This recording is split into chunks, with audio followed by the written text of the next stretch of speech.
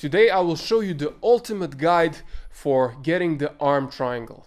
So here I am with Veljko, and arm triangle is one of the, in my opinion, one of the best submissions you can get in MMA. I think it's very high percentage. It's a very, very good submission, but a lot of people have issues with it. They don't know how to get it, how to apply pressure, and today I'm going to show you exactly how to do that. A fun fact, it can be done with one hand. If you can do it with one hand, that's great. I'll show you. First, we will start with the mechanics, the basic mechanics, and then I'll show you how to set it up. What you want to do is you want to place his hand, his arm, his biceps next to his neck. You want to go all the way. Your biceps should be all the way to his neck. It shouldn't be shallow, the grip shouldn't be shallow, but all the way. The hand, which is around his neck, is facing down. This other one is facing up. Now, you shouldn't be high, that way it's easier for him to slide it away. No, you should go down and what I call ear to ear. You can put it down and then it's ear to ear. Like this. This is the most important part of the whole move. You have to trap it here. Then you clasp the hands, you put one knee next to his hip, and then you do several things. You squeeze here and you go straight towards him. That's a choke. So squeeze, but don't squeeze and bring him up. This is a common mistake. No, you squeeze and you go down diagonally. You direct the force diagonally down. So here, all the way, squeeze, ear to cheek. You can have the arm here or there, doesn't matter. And then you go towards him. I mentioned one-handed choke, okay? A good way to know if you're choking him correctly is to try to choke him out with one hand without him resisting. So, yeah, maybe in a fight you won't be able to do it with one hand, but if he's not resisting, for sure you'll be able to do it with one hand, just like with the rear naked choke. Actually, rear naked choke can be done one-handed in a fight too. So, I'm here, palm down, no hand. So I'm here, I squeeze and direct towards him.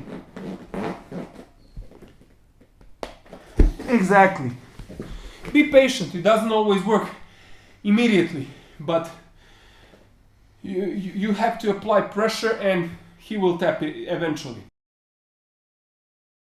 A few more tips when it comes to biomechanics.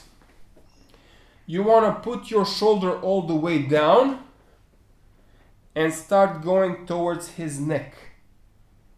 Yeah, he will be able to push the chin down, but it doesn't matter. The pressure will be very, very strong and he will be able to tap. So I'm gonna place my shoulder down as much as possible. Here, you relax the shoulder. Ear to cheek, you place the shoulder down. It shouldn't be high, it's not gonna choke him. Down. And then you squeeze with your biceps, you push the shoulder forward a bit, and you go towards him. It's very hard for him.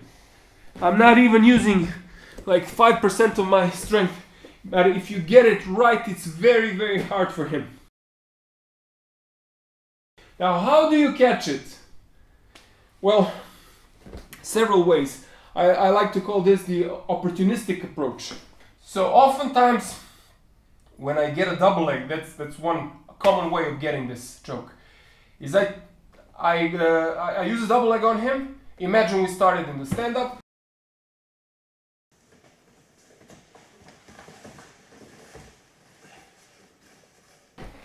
And I start driving, I take him down and he turns. Here it is.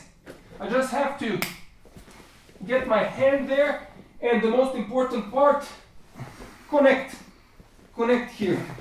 If I don't connect, his arm will go, he will escape with his arm. Yes. So, connect, escape now. It has to be tight. Now, I go to mount, I go to side control, see my motion of the leg. So I'm here, I do the windshield wiper thing. 1, 2, I go there, squeeze, and I choke.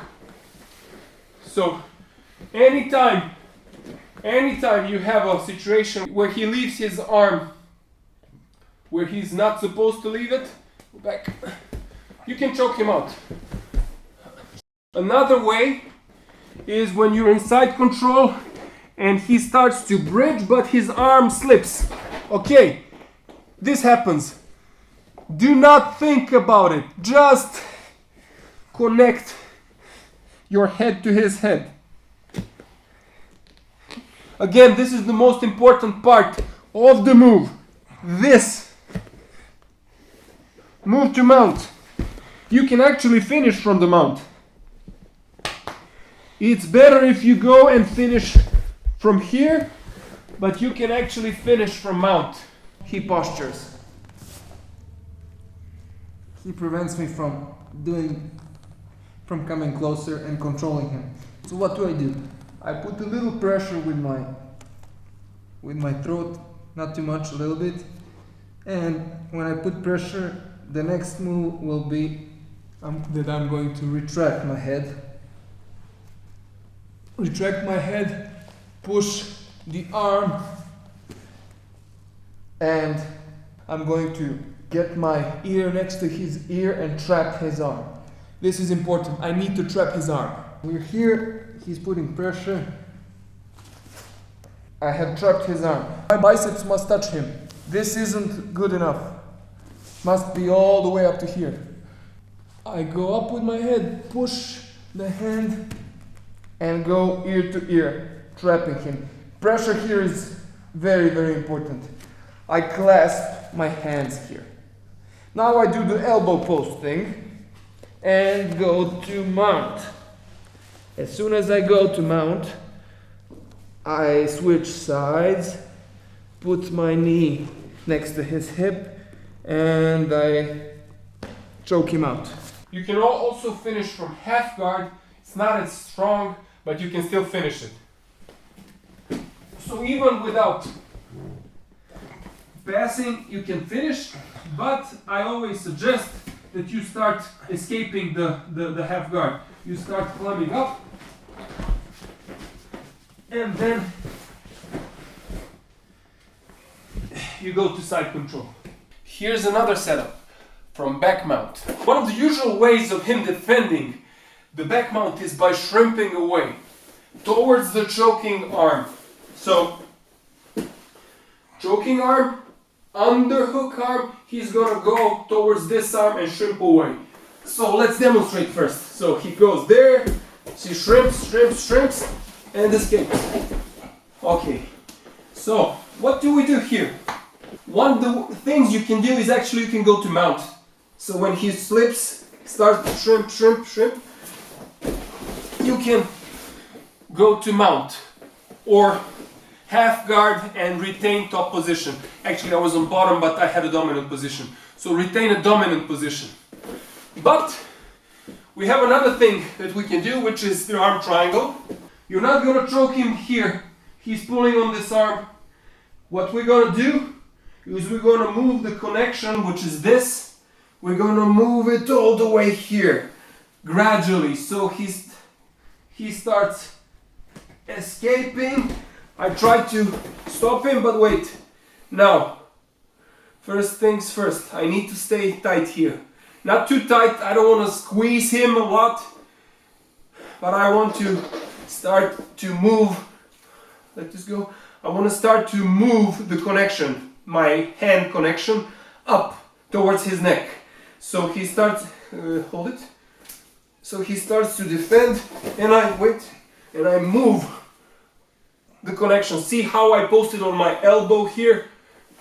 I posted on my elbow here, and I keep my head tight here. and he tries to escape again.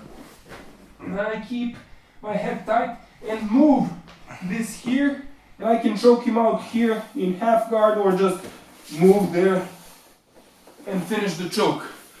To show you exactly what is going on, so here's my seatbelt grip. I want to move my hand connection from here gradually all the way there, and of course around, so I can choke him. This is what is going on. It's difficult for me to show you this while he's sitting, so we're going to do it again. So he falls down, I keep the grip, he has to shrimp his hips out, and I keep following. I post on my elbow, I keep following the hand connection. I have to pressure with my chest too, so his shoulder doesn't slip away. I don't want this. If his shoulder slips away, no good. So I have to keep my chest glued to him there and move my hand connection. Head is down. I deepen the grip and I choke him out. Here is my underhook. He starts shrimping away slowly. I keep my connection here, both with the chest. I don't squeeze too tight, neither with my hand, nor I'm pushing too tight with my chest. Just enough, so we have connection. He starts moving away, and I keep. I go with my elbow on the floor. I post with my elbow. I don't let him slip away with my shoulder. I keep him tight. I go onto my knees. I keep tight here. Move the connection all the way, and then I can choke him out. Here's another setup. This one is a surprise attack when he's in your half guard. So anytime he's in this kind of half guard, twisted away from you, be mindful that you can actually catch his neck here and turn him. Sometimes you don't get the choke, you just get the bridge and you end up in a top position, which is great, but if you can get it, aim for the choke. So this happens when he has his arm next to your arm. If it's like this, come closer, you can't get the choke. You can grab the head and bridge and get the reversal, yes, but not the choke. Maybe you can do a neck crank here, sure, it's a possibility, but not the choke. But if the arm is here, if he's down then like this, no way. But if he's higher up like this,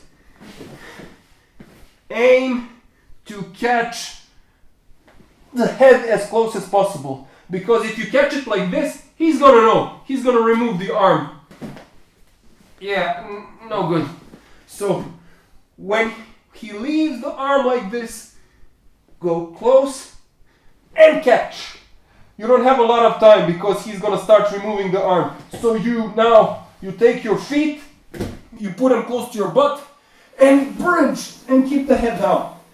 You will end up in half guard, but you can always go up, up, up, insert the toes to the calf, pass to mount, or even better, side control, and take the choke.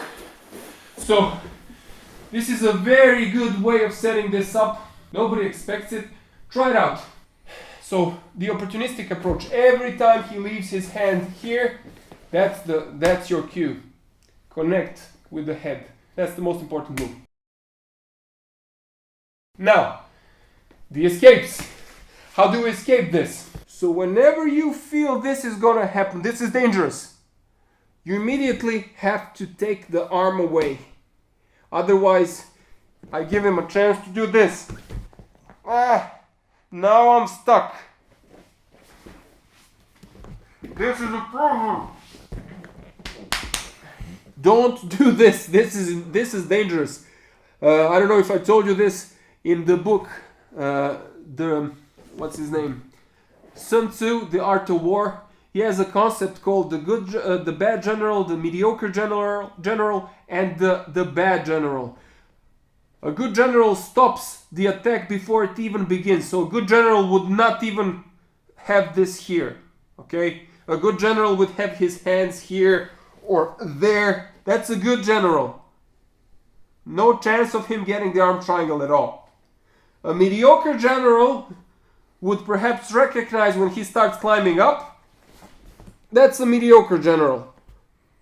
Or he starts climbing up and I start fighting for it. A mediocre general. Now, what does a bad general do? Now, sometimes all of us are bad generals and we will end up in bad positions, so don't get stuck up on the term. But so what does it happen? What do I have to do when he takes the entire, like when he locks me up? Go. Okay, now I'm in trouble. Okay, what do? I have to forcefully start bridging towards his hand and turn my body and put my elbow here. Stop. What happens is his hand starts doing this and it hurts him. So I start bridging and his hand starts twisting, which is painful. And this is how I escape the move. I'll show you again. Slowly. This has to be done forcefully, but I'll do it slowly now. I need some pressure here. My legs are going to come close to my butt. Now, I bridge. His arm has twisted, and I start turning there. And I escaped. In my opinion, this is the best escape that you can do. The problem here would be if he was in mount. If he was in mount, I wouldn't be able to escape that way. It is a mount is a weaker place to finish the arm triangle, but it's much better to finish it from the side, but this kind of escape is very, very difficult. No, I wouldn't be able to do it from mount. So from here, a little bit of pressure. You don't have a lot of time, you have to act quickly.